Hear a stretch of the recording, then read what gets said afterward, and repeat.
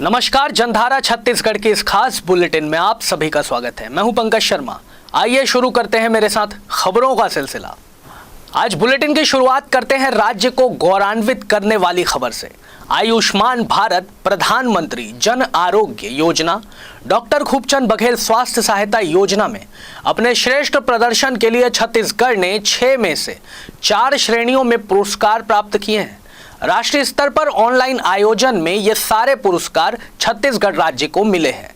CM Bhupesh Baghel और स्वास्थ्य मंत्री टीएस सिंहदेव के नेतृत्व में छत्तीसगढ़ ने देश भर के अन्य राज्यों की तुलना में अपनी दमदार उपस्थिति दर्ज कराई है। भारतीय जनता युवा मोर्चा के कार्यकर्ता राजधानी रायपुर में शराब दुकानों के सामने लगातार बढ़ रहे आहताओं के विरोध में आज आंदोलन करेंगे।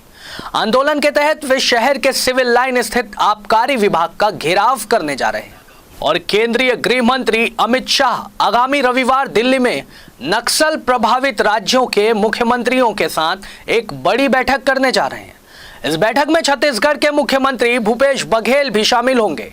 वहीं सीएम बघेल के साथ प्रदेश के मुख्य सचिव अमिताभ जैन, डीजीपी डीएम अवस्थी सहित गृह विभाग के अफसर भी इस बैठक में मौजूद रहेंगे।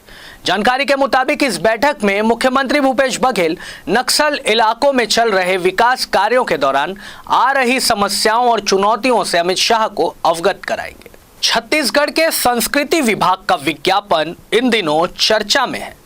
इसका संबंध छत्तीसगढ़ की माटी से जुड़े मशहूर फिल्म कलाकार किशोर साहू की स्मृति में शुरू किए गए किशोर साहू राष्ट्रीय अलंकरण से है। देखिए इससे जुड़ी हमारी ये खास रिपोर्ट। छत्तीसगढ़ में किशोर साहू प्रदेश की वो प्रतिभाशाली फिल्मी हस्ती रहे हैं जिन्होंने दशकों पहले हिंदी फिल्म जगत में अपना और अपने प्रदेश का नाम रोशन किया। उन्होंने कई फिल्मों में अपनी अभिनय कला का लोहा मनवाया, जिनमें से कुछ के नाम हैं हैमलेट, काली घटा, बुज़दिल, काला पानी, हरे रामा हरे कृष्णा, गाइड और दिल अपना और प्रीत पराई। दिल अपना और प्रीत पराई फिल्म का उन्होंने लेखन और निर्देशन भी किया था। विजय आनंद निर्देशित गाइड फिल्म में उनकी निभाई मार्को की भूमिका को भला कौन भूल सकता है। अपनी माटी के इस पुत्र की स्मृति को अक्षुण्ण रखने के लिए उनके नाम पर प्रदेश सरकार ने किशोर साहू अलंकरण की शुरुआत की। पहले इस अलंकरण की 2 श्रेणियां थीं, जिनमें राष्ट्रीय स्तर के फिल्मकार को 10 लाख रुपए और प्रदेश स्तर के फिल्मकार को 2 लाख रुपए सम्मान स्वरूप दिए जाने का प्रावधान था। लेकिन इस बार के विज्ञापन में ऐसी किसी श्रेणी का जिक्र नहीं है। संस्कृति विभाग की ये संस्कृति और परंपरा रही है कि उसे संस्कृति और परंपरा से खिलवाड़ करने की आदत है। हमारे यहाँ पुरस्कार मांगने की परंपरा नहीं बल्कि दिए जाने की परंपरा है और इस परंपरा की संस्कृति ये है कि प्रतिष्ठित कलाकारों का चयन उनकी प्रतिभा के आधार पर किया जाए। यह विज्ञापन भी सरकार का कुछ इस तरह का विज्ञापन लगता है मानो कोई टेंडर यानी निविदा मंगाई जा रही हो। सरकार के हर विभाग को ठेकेदारों की जरूरत पड़ती है और यहाँ संस्कृति के कल्याण का ठेका स्वयं संस्कृति विभाग ने ले रखा है। भला कोई भी स्वाभिमानी कलाकार झोली फैलाकर सरकार से पुरस्कार नहीं मांगेगा। विभाग के जिम्मेदार अधिकारियों के पास पार की नजर होती तो किसी भी बेहतर व्यक्ति का चयन मुश्किल नहीं है। कलाकार को यदि साहेब बहादुरों की कृपा दृष्टि के लिए अपनी कला का बार बार प्रमाण और पूर्व में प्राप्त पुरस्कारों का विवरण नत्थी करवा कर देना पड़े तो यह कतई शोभनीय नहीं कहा जाएगा। सोशल मीडिया के इस दौर में जिस तरह से लोग अपने गाल खुद बजाकर अपनी पीठ खुद थपथपाकर पसंद करने की प्रार्थना करते हैं, उसी मांगी गई शोहरत के आधार पर व्यक्ति की कीर्ति और सफलता का ग्राफ तय होता है। उसी तर्ज पर क्या संस्कृति विभाग ये चाहता है कि कलाकार उसके द्वार पर आकर कहें कि वो पुरस्कार के हकदार हैं, पुरस्कार उन्हें मिलना चाहिए? यह विज्ञापन नहीं, दरअसल संस्कृति विभाग का दंभ है। सरकार को पुलिया निर्माण या सड़कों की मरम्मत की तर्ज पर निविदा की तरह विज्ञापन जारी करने की बजाय कला के प्रति संवेदनशील होकर प्रबुद्ध जनों की कमेटी बनानी चाहिए और पुरस्कार का निर्णय भी उसी पर छोड़ देना चाहिए। सरकार नौकरशाही मनोवृत्ति के खोल से बाहर आए, तभी कला और संस्कृति का भला होगा। पिछली बार यह पुरस्कार फिल्मकार श्याम बेनेगल और रायपुर के फिल्मकार मनोज वर्मा को दिया गया था। पुरस्कार के लिए गठित कमेटी में शामिल थे अभिनेता रघुवीर यादव, फिल्म लेखक अशोक मिश्रा और कला निर्देशक जयंत देशमुख। लेकिन इस बार ऐसी किसी कमेटी की भूमिका तो नजर नहीं आती, अलबत्ता विज्ञापन जरूर नजर आ रहा है। भारत एक खोज जैसे बेहद लोकप्रिय धारावाहिक, 2 बार के राष्ट्रीय फिल्म पुरस्कार से सम्मानित भारत एक खोज जैसे धारावाहिक के लेखक वेल्डन अब्बा और वेलकम टू सज्जनपुर जैसी फिल्मों के पूर्व में किशोर साहू अलंकरण जूरी के सदस्य रहे रंगकर्मी और प्रसिद्ध फिल्म पटकथा लेखक अशोक मिश्रा ने मुंबई से वीआईपी न्यूज से बात करते हुए कहा, मित्रों, प्रसन्नता की बात है कि किशोर साहू अलंकरण पुरस्कार से सम्मानित करने जा रहा है। मुझे इस विज्ञापन से थोड़ी शिकायत हो रही है, अन्यथा न लें। शिकायत ये है कि यदि आप प्रतिष्ठित निर्देशकों को पुरस्कार देना चाह रहे हैं तो ये अच्छा नहीं लगता कि निर्देशक खुद आपके फॉर्म में अप्लाई करे इसके लिए। जयंत देशमुख प्रसिद्ध फिल्म कला निर्देशक और रंगकर्मी हैं। लंबे अरसे तक आप भारत भवन से संबद्ध रंगमंडल में सक्रिय रहे।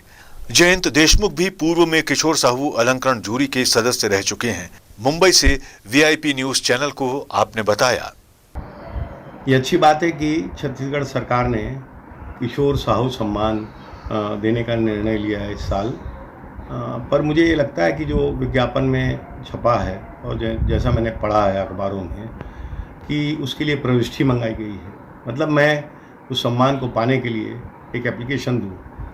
मुझे ये बात समझ में नहीं आती है कि कैसे गुलजार शाह या सईद मिर्ज़ा या और देश के जितने बड़े निदेशक हैं, क्या वो इस सम्मान के लिए अपनी प्रविष्टि भरेंगे। मेरा विचार है कि ये ठीक नहीं है। कला और साहित्य की दुनिया से ताल्लुक रखने वाले और कलाकारों के सम्मान से गहरा सरोकार रखने वाले रमेश अनुपम का इस बारे में कहना है, 17 में किशोर साहू राष्ट्रीय अलंकरण के लिए श्याम बेनेगल के नाम पर मुहर लगाई गई। 2017 के बाद से लेकर अब तक किशोर साहू राष्ट्रीय अलंकरण का कोई अता पता नहीं। अचानक संस्कृति विभाग ने 14 सितंबर 2021 को इसके लिए एक विज्ञापन जारी किया और उस विज्ञापन में हिंदी सिनेमा के निर्देशकों से आवेदन पत्र मंगवाया और ये बहुत हास्यास्पद प्रक्रिया है। कलाकार संस्कृति के प्रतिनिधि होते हैं। हमारे देश में कलाकारों को बड़े गर्व और सम्मान के साथ राजाश्रय दिया जाता था। लोकतंत्र में ये दायित्व सरकार का है कि वो कलाकारों के साथ न केवल न्याय करे बल्कि उसके नुमाइंदे इस बात का भरपूर ध्यान रखें कि अपने सम्मानित लेखकों कलाकारों के प्रति उनसे बेअदबी ना हो। नौकरशाह ये सम्मान अपने घर से नहीं देते। लोकतंत्र में लोक का सम्मान कैसे किया जाना चाहिए, उन्हें इसकी भाषा और आचरण सीखना होगा, तभी कला साहित्य और संस्कृति का कल्याण होगा। वीआईपी न्यूज के लिए ये थी पंकज शर्मा की खास रिपोर्ट। इधर बीती शाम राजधानी रायपुर के विधानसभा इलाके में स्थित एक फोम फैक्ट्री में भीषण आग लग गई। देखते ही देखते ये आग इतनी भयानक हो गई कि इसकी लपटें दूर दूर से लोगों को नजर आने लगी। घटना में फिलहाल किसी भी तरह की कोई मानवीय क्षति नहीं हुई, लेकिन लाखों रुपए के नुकसान होने की आशंका जरूर जताई जा रही है। घटना के बाद मौजूद लोगों ने इसकी जानकारी फायर विभाग को दी, जिसके बाद वहां फायर विभाग की टीम पहुंची और काफी मशक्कत के बाद उस आग पर काबू पाया गया। आइए अब शुभांगी के साथ देखते हैं छत्तीसगढ़ की 36 खबरें सुपरफास्ट अंदाज में। छत्तीसगढ़ के भिलाई में महिलाओं का एक अनोखा प्रदर्शन देखने को मिला है। यहाँ महिलाओं ने खस्ताहाल सड़क का विरोध करने कीचड़ में कैटवॉक कर विरोध जताया। इतना ही नहीं, महिलाएं और लड़कियां डीजे की धुन पर जमकर नाचती हुई भी नजर आई हैं। अब ये वीडियो भी सोशल मीडिया में जमकर वायरल है। इसमें महिलाएं नारा लगाते हुए कह रही हैं कि अरे नेताओं से गिफ्ट लोगे तो सड़क कहां से पाओगे, अरे नेताओं से मुर्गे लोगे तो सड़क कहां से पाओगे। दुर्ग और रायपुर को जोड़ने वाली मुख्य सड़क पर जगह जगह गड्ढे हो गए हैं। इसकी वजह से बरसात के दिनों में इन गड्ढों में पानी भर गया है। पानी भरने की वजह से ही लोगों को आने जाने में कई सारी दिक्कतों का सामना करना पड़ता है। इस बात का विरोध करने बुधवार को शहर की महिलाएं भिलाई के पावर हाउस चौक पर जमा हुई थी। छत्तीसगढ़ शासन की महत्वाकांक्षी सुराजी गांव योजना के गौठान में महिलाएं विविध रोजगार मूलक कार्यों से जुड़ रही हैं। इसी कड़ी में महिलाओं की मेहनत को देखकर बिलासपुर नगर निगम ने उन्हें स्वच्छता अभियान से जोड़कर अतिरिक्त आय का जरिया प्रदान किया। नगर निगम बिलासपुर क्षेत्र के अंतर्गत मोपका में नरवा गरवा घुरवा बारी योजना के तहत शहरी गौठान संचालित किया जा रहा है। राज्य शासन के राजस्व एवं आपदा प्रबंधन विभाग द्वारा बनाए राज्य स्तरीय नियंत्रण कक्ष द्वारा संकलित जानकारी के मुताबिक 1 जून 2021 से अब तक राज्य में 1064.4 मिलीमीटर औसत वर्षा दर्ज की जा चुकी है। राज्य के विभिन्न जिलों में 1 जून से 23 सितंबर तक रिकॉर्ड की गई वर्षा के अनुसार कोरबा जिले में सर्वाधिक 1471.1 मिलीमीटर और कबीरधाम जिले में सबसे कम 846 मिलीमीटर औसत वर्षा दर्ज की गई है। मुख्य विद्युत निरीक्षक कार्यालय से प्राप्त जानकारी के अनुसार छत्तीसगढ़ अनुज्ञापन मंडल विनियम 1960 के प्रावधानुसार पर्यवेक्षक सक्षमता प्रमाण पत्र 2021 के लिए आवेदन पत्र 30 सितंबर 2021 तक कार्यालय मुख्य विद्युत निरीक्षक छत्तीसगढ़ शासन बी ब्लॉक द्वितीय तल इंद्रावती भवन नवा रायपुर अटल नगर जिला रायपुर द्वारा निःशुल्क प्रदान किया जा रहा है और पर्यवेक्षक परीक्षा हेतु पूर्ण भरा आवेदन पत्र दिनांक 30 सितंबर 2021 तक कार्यालय को प्राप्त हो जाना चाहिए। विलंब से प्राप्त आवेदन पत्रों पर विचार नहीं किया जाएगा। मुख्यमंत्री भूपेश बघेल ने कहा है कि राज्य के वो 14 जिले जहां कोदो कुटकी का उत्पादन होता है वहां राज्य सरकार द्वारा समर्थन मूल्य पर कोदो कुटकी की खरीदी की व्यवस्था की जाएगी और इन जिलों के गौठानों में कोदो के प्रसंस्करण केंद्र भी स्थापित किए जाएंगे और प्रसंस्कृत कोदो की मार्केटिंग भी अच्छी की व्यवस्था की जाएगी। कोदो कुटकी का उत्पादन करने वाले जिलों में बस्तर संभाग के 7, सरगुजा संभाग के 5 जिलों के अलावा राजनांदगांव और कवर्धा जिले भी शामिल हैं। मुख्यमंत्री भूपेश ने कांकेर, कोंडागांव, बस्तर जिले से आए हलबा और भतरा सहित विभिन्न आदिवासी समाजों के प्रतिनिधि मंडलों से चर्चा के बाद ये बात कही। राष्ट्रीय पिछड़ा वर्ग आयोग के राष्ट्रीय अध्यक्ष भगवान लाल साहनी 2 दिवसीय छत्तीसगढ़ दौरे पर हैं।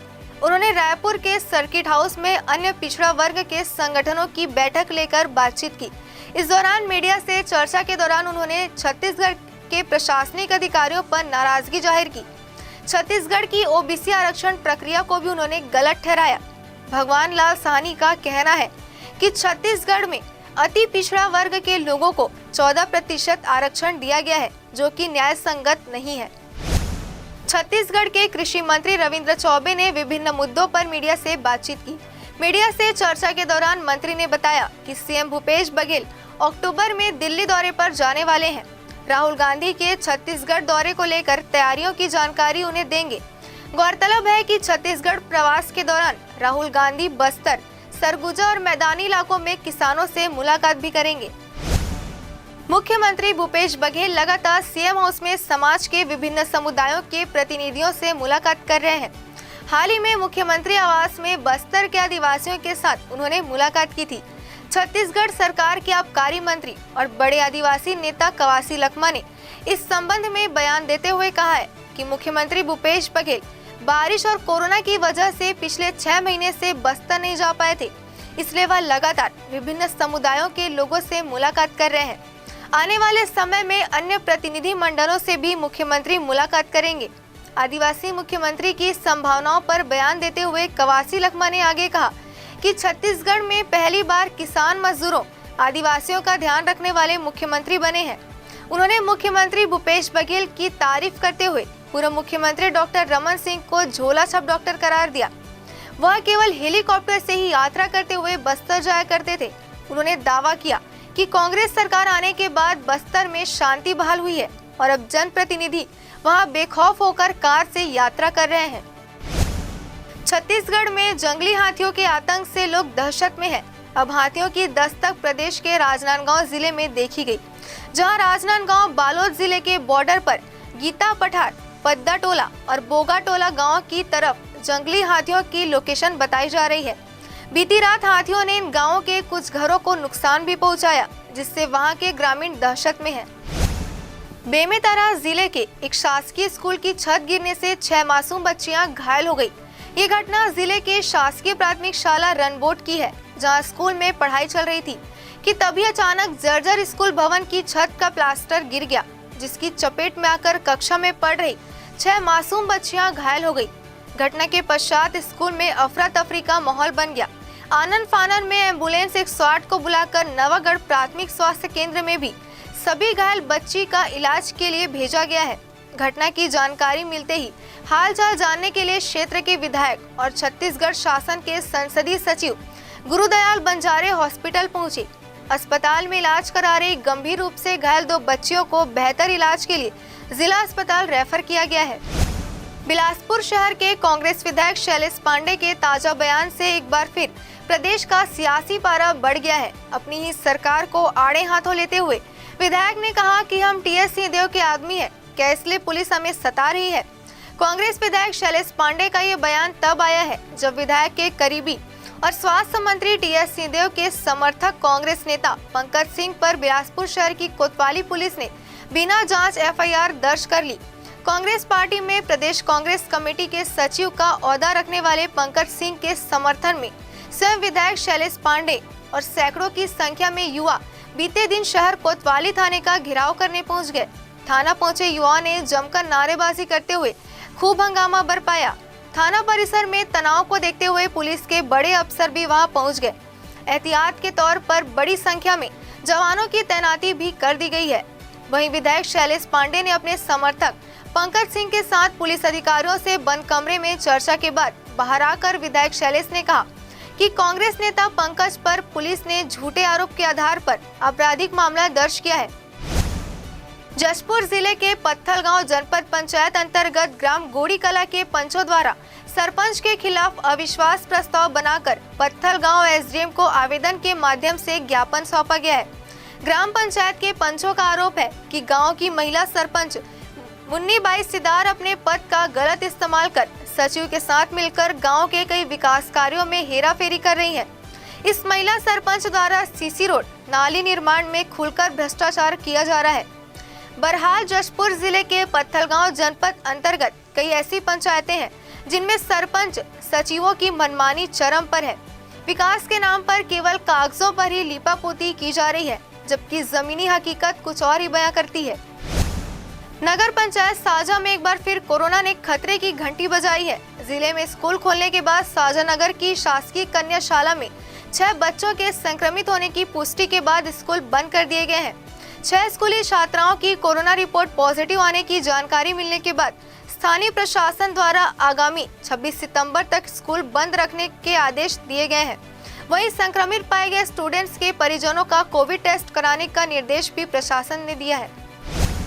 बेमेतरा जिले में बिजली ट्रांसफार्मर लगाने के नाम पर रिश्वत मांगने का ताजा मामला सामने आया है। पूरा मामला जिले के नवागढ़ ब्लॉक के ग्राम बोरतरा का है, जहां पीड़ित किसान कौशल साहू ने यह आरोप लगाया है कि उसने अपने खेत में ट्रांसफार्मर लगाने के लिए बिजली विभाग में आवेदन दिया था, जिसके बाद विद्युत ठेकेदार राम मंडावी द्वारा किसान से 10,000 रुपयों की मांग करते हुए कहा गया कि पैसा दोगे तभी ट्रांसफार्मर लग पाएगा। पीड़ित किसान कौशल साहू ने 6,000 रुपए ठेकेदार को नगद दिए। उसके बावजूद ठेकेदार ने ट्रांसफार्मर नहीं लगाया और किसान से बचे हुए 4,000 रुपए देने की मांग करता रहा। हताशा होकर किसान कौशल साहू ने जिले के कलेक्टर को अपनी समस्या बताते हुए इंसाफ की मांग की है। गौरतलब है कि लगातार बिजली विभाग की मनमानी के चलते जिले के किसान काफी परेशान हैं। वहीं ट्रांसफार्मर लगाने के नाम पर अवैध वसूली बेमेतरा जिले में जोरों पर है। छत्तीसगढ़ में चालू वर्ष 2021 के दौरान तेंदुपत्ता संग्रहण सीजन में 522 करोड़ रुपए से अधिक की राशि का 13,05,710 मानक बोरा तेंदुपत्ता संग्रहण किया गया है। इस दौरान तेंदुपत्ता संग्रहण करने वाले समस्त 12,14,372 संग्राहकों को 522 करोड़ रुपए की राशि का 100% भुगतान कर दिया गया। गौरतलब है कि मुख्यमंत्री भूपेश बघेल की मंशा के अनुरूप राज्य सरकार द्वारा वनवासियों के हित में लिए गए अहम फैसले के फलस्वरूप राज्य में तेंदुपत्ता संग्राहकों को इनमें से केवल 2 माह मई और जून में ही 502 करोड़ 49 लाख रुपए की राशि का भुगतान किया जा चुका था।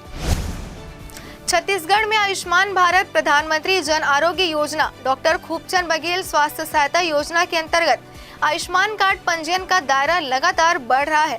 प्रदेश के 86% परिवारों में किसी एक सदस्य का आयुष्मान कार्ड बनाया जा चुका है। योजना के 3 वर्ष पूरे होने पर देश भर में आयुष्मान पखवाड़े का आयोजन किया जा रहा है। छत्तीसगढ़ में भी 15 सितंबर से 30 सितंबर तक आयुष्मान पखवाड़ा संचालित किया जा रहा है। इस दौरान निःशुल्क आयुष्मान कार्ड बनाए जाएंगे। राष्ट्रीय स्वास्थ्य प्राधिकरण के आंकड़ों के मुताबिक छत्तीसगढ़ आयुष्मान कार्ड पंजीयन के मामले में देश में तीसरे स्थान पर है। राज्य में योजना की शुरुआत से अभी तक लगभग 1 करोड़ 37 लाख हितग्राहियों के आयुष्मान कार्ड का पंजीयन किया जा चुका है और यह क्रम अनवरत जारी है। नवा रायपुर स्थित driving training and research institute को और आकर्षक बनाया जा रहा है। रिसर्च इंस्टीट्यूट के आसपास आर्टिफिशियल घास लगाई जा रही है। शासन को इसका उद्घाटन कर देना था, लेकिन यह अभी तक नहीं हो सका है। सूत्रों की माने तो शासन को मारुति कंपनी के साथ मिलकर इसका संचालन करना है। मारुति कंपनी द्वारा छात्रों को वाहन सिखाने के लिए गाड़ी खरीदनी है, लेकिन अभी तक गाड़ी नहीं आ पाई है, जिस कारण इसकी शुरुआत नहीं हो पा रही। बिलासपुर में स्वास्थ्य मंत्री टीएस सिंहदेव के करीबी पंकज सिंह के खिलाफ दर्ज एफआईआर मामले में अब कांग्रेस में ये घमासान शुरू होता दिखाई दे रहा है। पंकज के समर्थन में उतरे विधायक शैलेश पांडे ने जो इस पूरी कार्रवाई को बदले की कार्रवाई बताया था, अब शैलेश के इस बयान को कांग्रेस के ही प्रदेश महामंत्री और पर्यटन मंडल अध्यक्ष अटल श्रीवास्तव ने बिल्कुल गैर जिम्मेदाराना बताया है। अटल ने कहा है कि विधायक का ये बयान अनुशासनहीनता की श्रेणी में आता है। मीडिया से चर्चा करते हुए अटल ने कहा कि विधायक के बयान पर पार्टी में चर्चा होगी। उन्होंने यह भी कहा कि यदि पुलिस ने कार्रवाई की है तो ये न्याय संगत है। पुलिस पर कार्रवाई करने का कोई दबाव नहीं है, ये पुलिस की कार्रवाई का हिस्सा है। बेमेतरा के साजा और महासमुंद के बागबाहरा के 2 स्कूलों में 12 विद्यार्थियों के कोरोना संक्रमित पाए जाने की चिंताओं के बीच छत्तीसगढ़ सरकार ने प्रतिबंधों से राहत देना शुरू कर दिया है। अब शादी और अंत्येष्टि में शामिल होने वालों की संख्या में छूट बढ़ा दी गई है। रायपुर में शादी में शामिल होने वालों की अधिकतम संख्या मैरिज हॉल या समारोह स्थल की क्षमता का 50% तय हुआ है। वहीं कुछ जिलों में शादी से अधिकतम 150 लोग और अंत्येष्टि में 50 लोग शामिल हो पाएंगे। कांग्रेस ने छत्तीसगढ़ में चुनावी रणनीति पर काम करना शुरू कर दिया है। इसके लिए पहले चरण में मोहन मरकाम बूथ कमेटियों के गठन के लिए निकले। बुधवार को वे गौरेला पेंड्रा मरवाही जिले के पेंड्रा ब्लॉक के कुदरी गांव पहुंचे। वहां उन्होंने बूथ कमेटी गठन की शुरुआत की। उन्होंने गांव वालों से चर्चा करते हुए ही एक कमेटी का गठन कर दिया। मरकाम ने पिछले चुनाव में कांग्रेस की स्थिति के बारे में भी ग्रामीण कांग्रेस कार्यकर्ताओं से बात की थी। यही मीडिया से बात करते हुए उन्होंने आगे कहा कि मैं न ही भूपेश के साथ हूं और न ही सिंहदेव के साथ। मरकाम ने कहा कि संगठन का काम है चुनाव लड़वाना और हम उसी की तैयारी में जुटे हुए हैं। प्रदेश में कोरोना संक्रमण के आंकड़े फिलहाल राहत देने वाले हैं। इस साल जनवरी से अब तक 9 माह में सितंबर के महीने में सबसे कम मौत दर्ज की गई है। दूसरी लहर के पीक में अप्रैल मई में रोज औसतन 144 से 147 मौतें रोज हो रही थी। पीक के गुजरने के बाद भी अगस्त तक रोज औसतन 11 मौतें हो रही थी। यानी दूसरी लहर के बाद कोरोना का संक्रमण भले ही कम हो रहा था, लेकिन मौत का औसत दहाई पर कायम रहा है। रायपुर में लोक शिक्षण आयुक्त डॉक्टर कमलप्रीत सिंह ने अधिकारियों को निर्देश दिए हैं, जिसमें सभी निजी और शासकीय स्कूलों में कोरोना गाइडलाइन का पूर्णतः पालन किए जाने की बात कही है। इसके लिए प्रदेश के सभी संभागीय संयुक्त संचालक और जिला शिक्षा अधिकारियों को निर्देशित किया गया है। दरअसल हाल ही में 2 जिलों के कुल 12 बच्चे संक्रमित हुए, जिसके बाद सभी संबंधित अधिकारियों को पुनः निर्देशित किया गया है कि विद्यालय के संचालन में केंद्र और राज्य सरकार द्वारा समय समय पर जारी कोरोना गाइडलाइन का कड़ाई से पालन किया जाए। छत्तीसगढ़ सरकार ने विभिन्न जिलों में 10 नए महाविद्यालय की अनुमति दी है। हर महाविद्यालय में प्राचार्य, सहायक प्राध्यापक, ग्रंथपाल, क्रीड़ा अधिकारी और अन्य स्टाफ के 33 पदों के मान से 330 पदों की स्वीकृति उच्च शिक्षा विभाग ने जारी के आदेश दिए। बिलासपुर लोरमी विधानसभा क्षेत्र के विधायक और जनता कांग्रेस छत्तीसगढ़ के नेता धर्मजीत सिंह ने मुख्यमंत्री भूपेश बघेल को पत्र लिखकर बिलासपुर जिला मुख्यालय स्थित सिटी कोतवाली और तहसील कार्यालय भवन को तोड़ने के बजाय संरक्षित करने की मांग की है। मानसूनी तंत्र के और मजबूत होने के कारण 26 से 28 सितंबर तक बस्तर संभाग में व्यापक बारिश होने के आसार है। मौसम विभाग का कहना था कि इसके साथ ही गुरुवार 23 सितंबर को भी प्रदेश के विभिन्न क्षेत्रों में हल्की से मध्यम बारिश होगी और यह हुआ भी। अधिकतम तापमान में हालांकि विशेष बदलाव नहीं हुआ। मौसम वैज्ञानिकों का कहना है कि मौसम का रुख अभी इसी तरह से ही बना रहेगा। पिछले कुछ दिनों से हुई बारिश के चलते अब प्रदेश में जलाशयों की स्थिति भी ठीक हो गई है। कोरबा में सप्ताह भर पहले जमकर हुई बारिश के कारण बांगो के गेट क्रमांक 5, 6 और 7 को 2.5 मीटर खोल दिया गया था। 5 नंबर गेट को 2 दिन बाद बंद कर दिया गया। मिनी माता बांगो परियोजना के मुख्य कार्यपालन अधिकारी केशव कुमार ने बताया कि बांगो के सभी गेट को बंद कर दिया गया है। कोरिया जिले से पानी के दबाव के चलते बीते 4 दिन से गेट क्रमांक 6 और 7 को 2.5 मीटर खोलकर प्रति सेकंड लगभग 13,000 क्यूसेक पानी छोड़ा जा रहा था।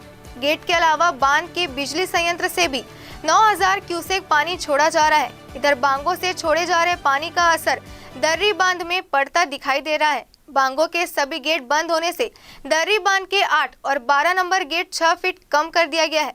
दोनों गेट को 4-4 फीट खोलकर पानी छोड़ा जा रहा है। बारिश थमने से बांगो बांध का गेट बंद होने दर्री गेट के बंद होने की संभावना है।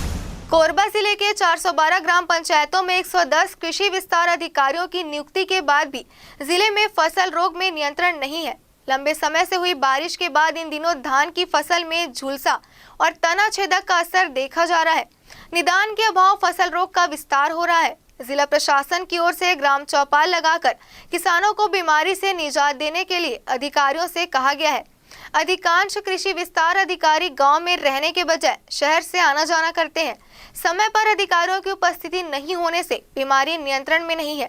समय पर निंदाई, रोपाई और ब्यासी जैसे काम किए जाने के बाद भी किसानों को फसल बीमारी से जूझना पड़ रहा है। बलरामपुर जिले के रामचंद्रपुर इलाके में विशेष संरक्षित पंडो जनजाति के लोगों की हो रही मौतों के बाद प्रशासन ने शिविर लगाने के साथ जन समस्याओं के निराकरण की पहल शुरू की है।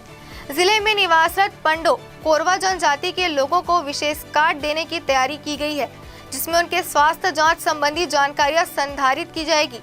कार्ड के उनके इलाज और दी गई दवाइयों के बारे में पता चल सकेगा। प्रशासन का मानना है कि स्वास्थ्य संबंधी जन जागरूकता के साथ सतत रूप से स्वास्थ्य जांच में सुविधा होगी। प्रशासन की ओर से जारी विज्ञप्ति में बताया गया है कि विगत 6 माह में रामचंद्रपुर विकासखंड में 20 पंडो जनजाति समुदाय के सदस्यों की मृत्यु विभिन्न कारणों से हुई है।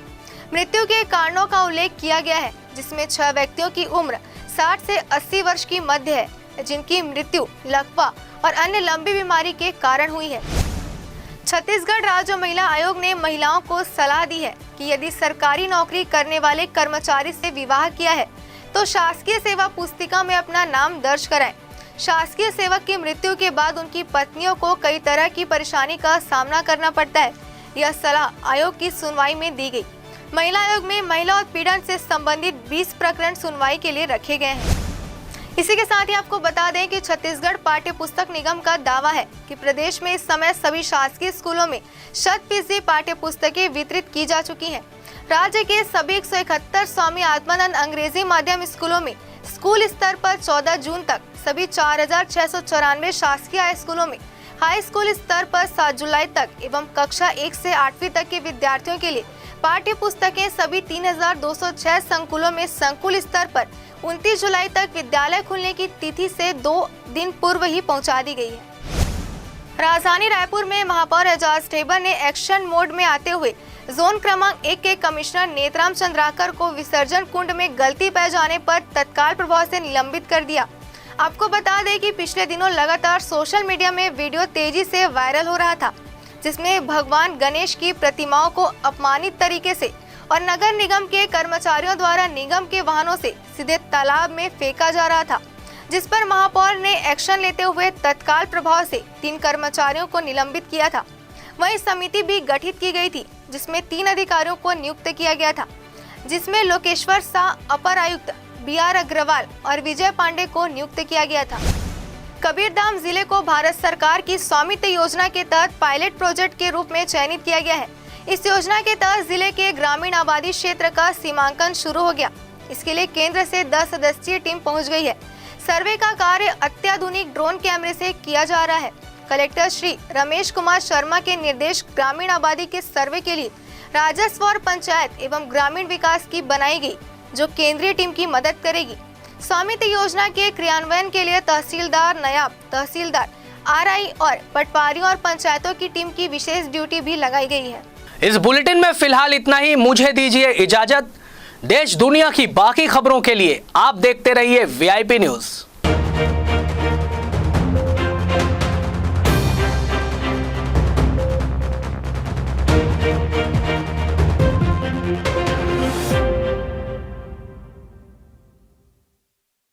सैटेलाइट